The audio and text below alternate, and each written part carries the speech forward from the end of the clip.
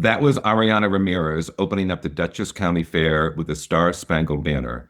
More about that in a moment. Welcome to The Catch Up, a podcast from the Daily Catch where we take you inside the news. My name is Walter Mullen, and I'm the publisher of the Daily Catch. And I'm Emily Sachar, the editor of the Daily Catch. Just a quick reminder to listeners, if you like our broadcast, please be sure to subscribe or follow on your favorite platform so you'll be notified every time we drop a new episode. So Emily, the Dutchess County Fair wrapped up yesterday. It was an exciting week for everyone who attended, and you were there every day with our reporters covering lots of stories. So on today's episode, we're going to talk about 2 or 3 different stories that came out of the fair. We are so excited this morning, the day after fair closed, to have 2 very special guests with us. We have Emily Coon, a Red Hook High School student, and her soon-to-be stepmom, and one of the rocks in her life, Becky Shell. They're of Hill and Hollow Farm in Red Hook. You may have seen as you drive out Route 199. Thank you so much for having us. Oh, good. We're so excited. So, Emily, with no further ado, can you tell us what the big win was? I won Master Showman on Sunday. Okay, now, of course, you and I know a little about what that is. You know a lot. Our listeners may not. Tell us, what exactly does that mean, Master Showman, and how did you get that award? So for each species, we'll have a showmanship class, and the grand champion of that showmanship class then goes on to compete against the other species winners, and all 5 kids show all 5 species, and there's a judge for each species, and they total up the number of points that each person gives you, and there's a winner. Okay, so what are the species that you had shown previously in the week? I had shown dairy cows, beef cows, and pigs. Okay, so to compete to be the Master Showman, do you yourself have to show all 5 species? I do, yes. So even though you hadn't won in some of the categories, you still were, during the showman category, during the showman contest, you were showing other animals that you hadn't won with. So the one that I won with, you then had to learn the other 4 species that you didn't know. Got it. Okay, and who is your main species that you're most successful with? I won showmanship with pigs. With pigs. Okay. And then you also showed a steer, a dairy cow, and what were the other 2? A goat and a sheep. And a sheep. Okay. So all these big, big animals, right? Big, big animals. How big was your steer that you showed yesterday? Probably 1,400. 1,400 pounds? Yeah. And Emily, can you share with us how much you weigh? Approximately like 110 pounds. What's it like for you to take a 1,400-pound animal around? It didn't really faze me at all because I'd been working with animals like that for years, so it didn't really faze me at all. Really? You weren't feeling any kind of nerves yesterday at all, just complete confidence? I was a little nervous to show the goats and the sheep because those were ones I had to learn within the week. So, but everything else I was pretty confident with. Okay. So who's your favorite now that you've been in that show ring with all 5 of these animals? What's your favorite? I don't know. I really can't decide between the 3 that I show. I like all of them.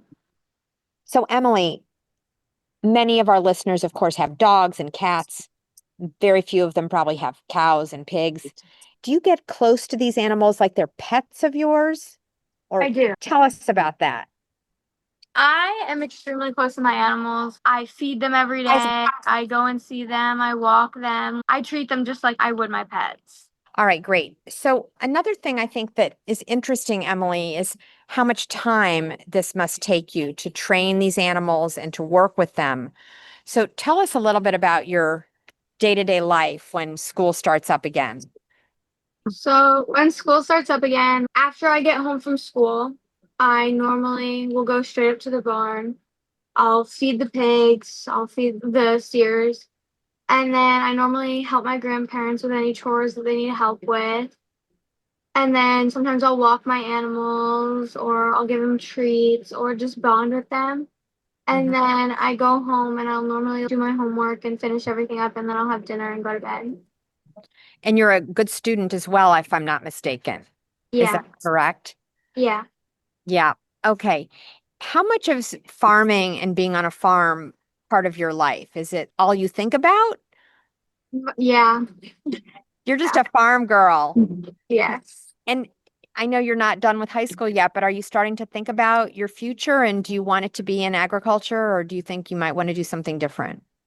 I've started thinking about my future a little bit. I mean, I've wanted to be a vet since I was a little girl, so I feel like I might go towards that unless I find something else that I'm more passionate about. Mm-hmm. Okay. And having had a day to recover from winning Master Showman, um, take us back for a minute to when you were waiting for the awards to be given.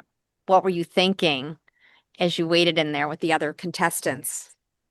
I was a little stressed out because I had known that I didn't do that good with the lamb, so I was a little bit worried that that had knocked me back a little bit. And I had worked with Riley Mahaffey on the two species that I didn't know. So I knew that me and her knew about the same information. So it all depended on how our showmanship abilities came on top. Who's Riley Mahaffey? She was the representative for the beef. Okay. And Emily, I think you know this, and I know your stepmom to be knows this. I am really obsessed with the pigs. I never thought I would care about the pigs. But I think the thing that our listeners may not realize is you don't just walk a pig in and it's not on a leash. The steers have harnesses on and leash, but the pigs are free. So tell our listeners a little bit about how you learn to maneuver a pig in the show ring. What are you doing out there? So you'll have a show stick in your hand, and there's spots on the pig that when you hit it, it'll turn the opposite way of whatever way you hit it. And then By hitting it, meaning like Yeah. it's very light taps. Yeah, It's just yeah. leading. It's like leading them. it's So it's like leading, but they just don't have the halter. Yeah. And why don't they have a halter? I don't know. I don't really think you could put a halter on. Okay, fantastic. When you watch them, I want people to understand it's not a whip. It looks like a whip, and I thought it was a whip, but it's just this gentle way that you kind of move them back left and right. And you also carry in your back pocket a brush, right? Yeah. And why do you carry that brush?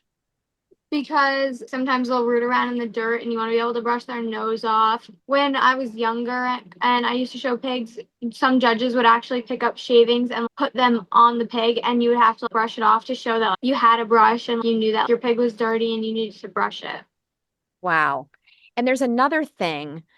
It's a stare that I see girls and show people like you doing, looking at the judge, staring at the judge. What is going on there? What is that about?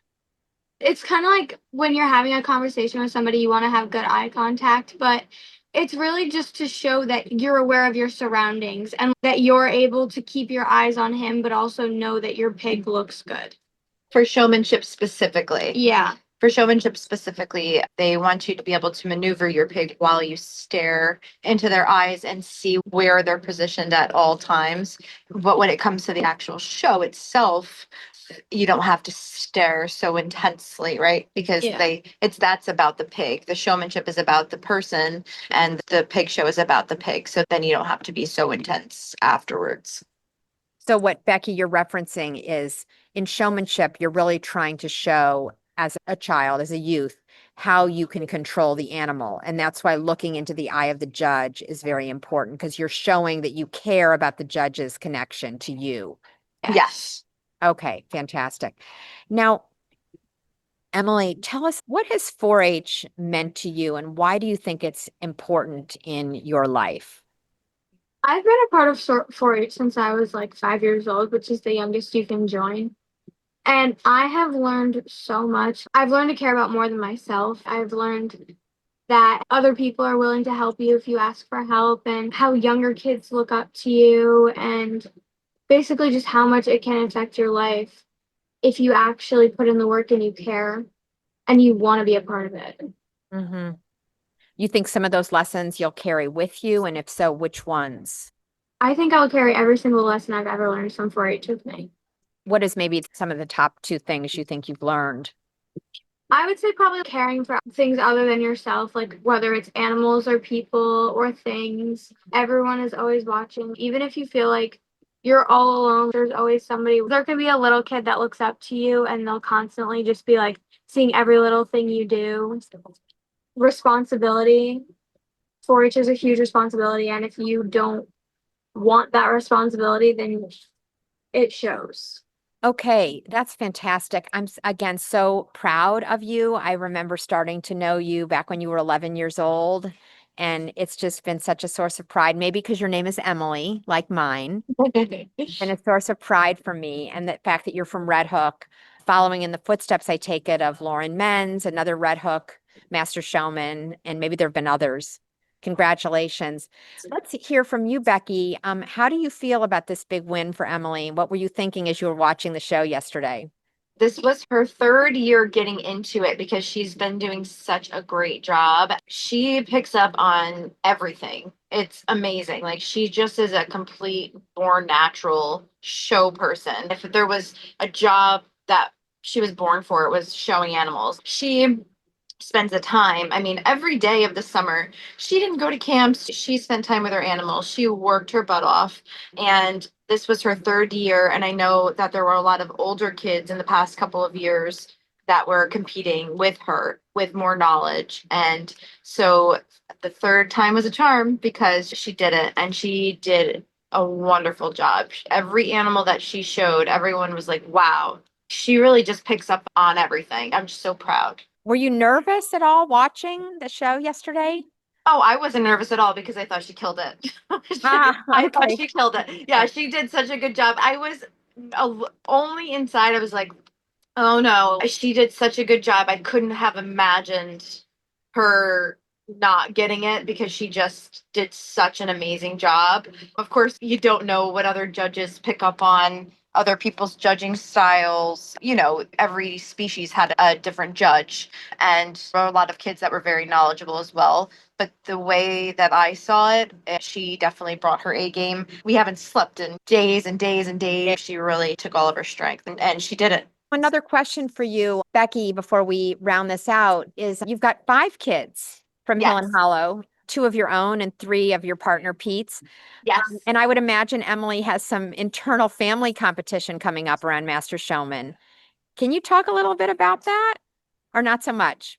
Well, I think there's a couple of them that will probably start competing, but I think since Emily's the oldest, she has more experience than them all. I don't think it would really be a competitive nature. I think if anything, she would be supporting them to get to the stage that she is at. It's almost like they see what she is capable of, and I think it gives them the motivation, especially her being the only girl, right? We have the 4 boys, and it's harder to get them on task.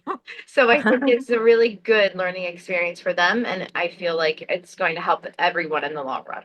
Well, I want to thank you so much for coming on the show. I'm sure you're exhausted, as you said, from all the work, all this past 6 days, 7 days, 8 days. And I hope maybe we'll talk to you again next year and you'll win Master Showman again. Ooh, yeah, that would be nice. Yeah, we would love it. All right. But Thank you thank so you guys much. so much for everything. And we appreciate everything you do as well. All right. Thanks so much, guys. So that was really interesting hearing firsthand from Emily and Becky. Now let's get back to that Star-Spangled Banner that we heard at the top of the episode. So Emily, not everyone shows up at the fairgrounds at 10 a.m. when the fair opens. You were there almost every day at 10 a.m. this week. Tell us what happens at 10 a.m. when the fairground opens and the festivities begin. Yeah. So at 10 a.m., the very first thing that happens is fair goers are welcomed to the fair. And this is done over a loudspeaker system. So in every barn all over the fairgrounds, you hear a man come across and announce that the fair is opening for the day. And the next thing that you hear is the Star-Spangled Banner being sung. And no sooner had I heard this sound on Tuesday morning than I thought, whoever that is, we have to find out who that is and do a story about them. So I walked over to the administration building, which is near the front gate, and I inquired, who is that young, beautiful voice that we're hearing? Oh, it's Ariana Ramirez, who we just heard. And oh, she's from Red Hook. It's like, Red Hook? Well, we're the hometown podcast for Red Hook and Rhinebeck. we want that girl on our show. We certainly want to hear her sing. So I tracked her down. Turns out Ariana Ramirez is a recent graduate of Red Hook High School. She starred in Bye Bye Birdie this past March. And she's just a lovely girl about to start community college at one of the SUNY campuses. And her parents were so, so proud. Well, her stepfather and her mother were there to watch her sing the Star-Spangled Banner the day that we captured the audio you just heard. And her father is a cop in Westchester County. And Ariana was just so proud to be singing the Star-Spangled Banner, something that she does every single day of the fair, so all 6 days. So let's back up just a little bit. How did Ariana even get this job? Yeah, so it seems like there's a little operation that goes on ahead of the fair where the Imperatis, Andy and Vicky Imperati, who run the fair, look for somebody who will sing the Star-Spangled Banner. And they had heard through a friend who had gone to hear Ariana at Bye Bye Birdie that she would be a wonderful person to sing the Star-Spangled Banner. So when the Star-Spangled Banner begins, when Ariana starts the first few notes of the number, how do people react? Okay, so on that main drag right in the front of the fairgrounds, they have not just Ariana singing, but they do a color guard ceremony that actually was presented the day that I was there by the Rhinebeck Color Guard, part of the Rhinebeck Fire Department. And people gather in like a semicircle around this administration building, and they put their hands on their hearts and they listen. But I also happen to be in the barns on other days hearing Ariana sing, and everybody stops. The whole fairgrounds just goes silent. I've never seen or heard or watched anything quite like this. So you have lambs, bleating for their mothers. You have squealing pigs. You have mooing cows. But all the people stop moving and put their hands on their hearts, or at least listen.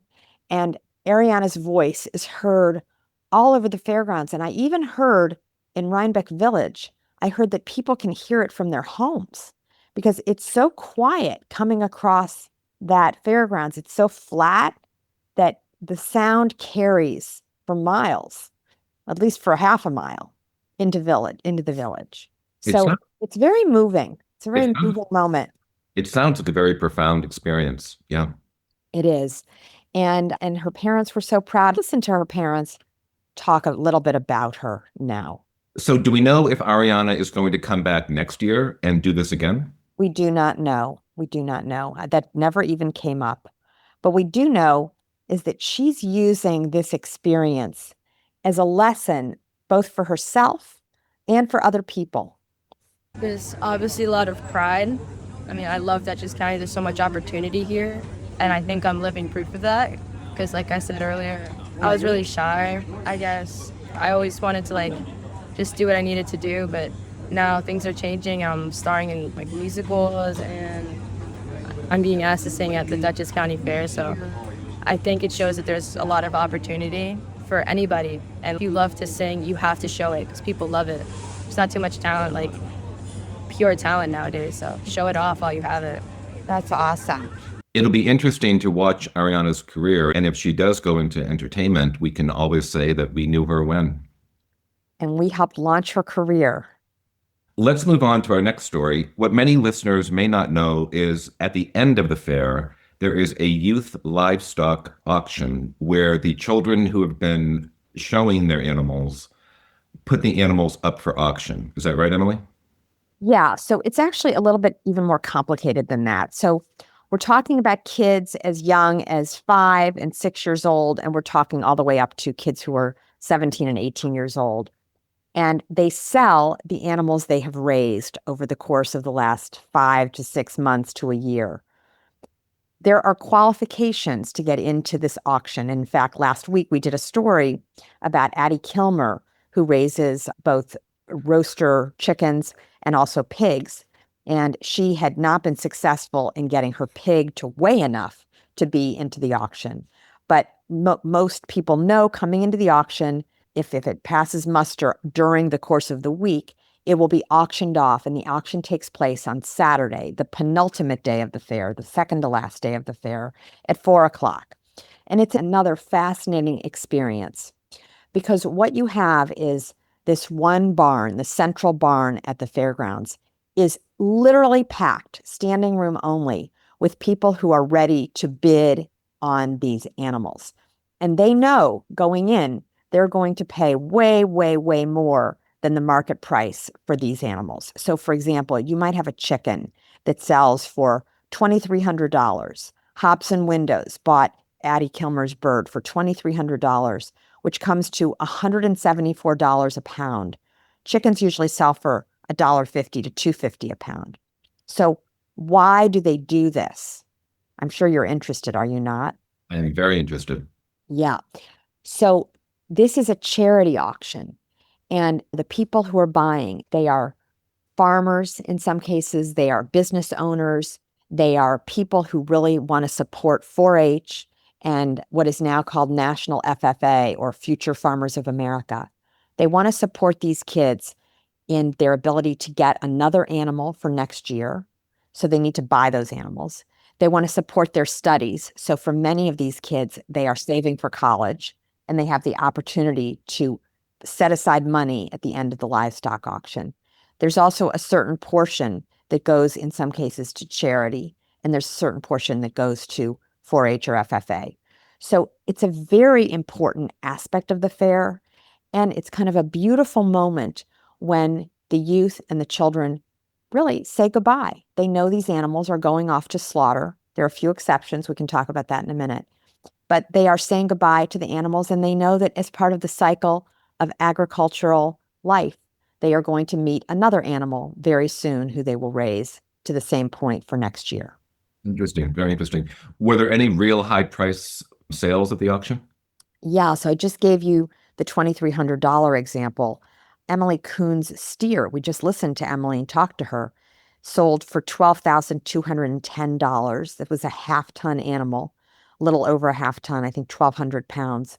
So that buyer paid $10 per pound for Emily's steer. So again, that's 3 to 4 times what you would pay for that kind of meat to come off of an animal. Of course, we're talking not just about filet mignon, but we're talking about regular ground beef. So, you average it all out. That's $10 per pound is a lot. But that buyer was very happy to support Emily in her future bid at the fairgrounds. Interesting. Interesting. And do the animals get taken away right then and there, or do they go back to the farm for a few days? No, they don't go back to the farm. They leave generally. And of course, there are exceptions to everything, and I'll talk about a couple in a minute. They leave right from the fairgrounds. They're taken for slaughter right then and there. Now, there were some wonderful amendments to that story. So Tessa Mashburn, who's from Rhinebeck, sold her rabbit, a beautiful gray and black rabbit, for $1,900, an 8.6-pound roaster. She sold it to Elijah Bender of Foster's Coach House Tavern and Foster's at the Fair. And she will get to keep her rabbit. So Elijah decides to purchase the rabbit, but then he doesn't actually take it away. He could, but he doesn't. So she'll continue to raise that rabbit, and she's going to use that rabbit to raise other rabbits. Another example, our readers and our listeners can look into this on our site today.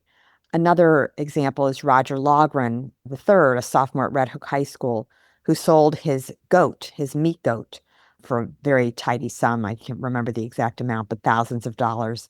And that goat is going to be taken to a special farm owned by Victoria Lapperch in Wappingers Falls called the Cedar Hill Ranch. And that animal is going to live out its days as a goat on that farm. So there are a variety of adjustments to the rules and the protocols and the traditions that I just laid out. But those are the highlights of the auction. One takeaway for me every year I go to the fair is just the number of animals that are there and the coordination and planning it takes just to get them in, get them out, get them around, move them up and down. It's really an interesting ballet to watch. It sure is. And I'm glad you mentioned that because we're having a very interesting story we're going to be following for our listeners, dropping in the next day or so, about an episode, a little bit of a drama that unfurled at the Piglet and Sow Den that's inside the birthing tent, which is one of the most popular venues at the fair, we'll be following some drama there, and we invite all of our listeners to stay tuned to our coverage. Terrific. And while we're talking about upcoming stories, we should probably do a quick mention on the Harrison Tercios story.